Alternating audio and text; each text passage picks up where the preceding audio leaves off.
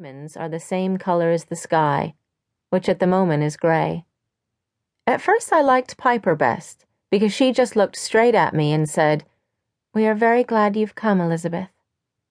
"Daisy," I corrected her, and she nodded in a solemn kind of way that made me feel sure she'd remember. Isaac started lugging my bag over to the house, and then Osbert, who's the oldest, came and grabbed it away from him looking superior, and disappeared into the house with it. Before I tell you what happened then, I have to tell you about the house, which is practically indescribable if the only sort of houses you've lived in before are apartments in New York City. First, let's get it clear that the house is practically falling down, but for some reason, that doesn't seem to make any difference to how beautiful it is. It's made out of big chunks of yellowish stone, and is shaped like an L around a big courtyard with fat pebbles set in the ground. The short part of the L has a wide arched doorway, and it used to be the stable, but now it's the kitchen, with zigzag brick floors and a stable door that's left open. "Whenever it's not actually snowing," says Edmond.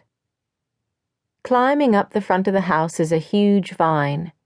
Behind the house and up some stone steps is a square garden, surrounded by high brick walls, and in there are tons of flowers blooming already, all in shades of white.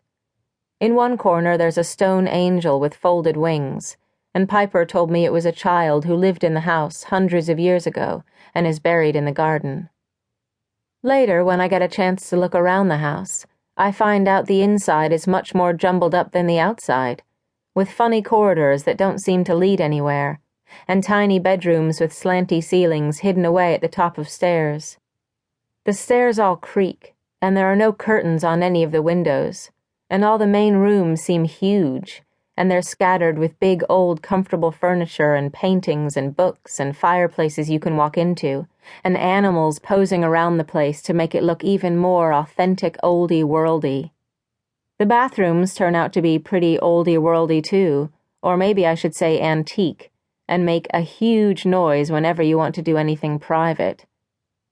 Behind the house is tons of farmland, some of which looks just like meadows, and some of which is planted with potatoes, and some is just starting to bloom in an acidy yellow color, which Edmond says is rape, as in rapeseed oil, but the only kind of rape I know is the kind you read about in the paper 10 times a day and always ignore, unless the rapist turns out to be a priest or someone on TV.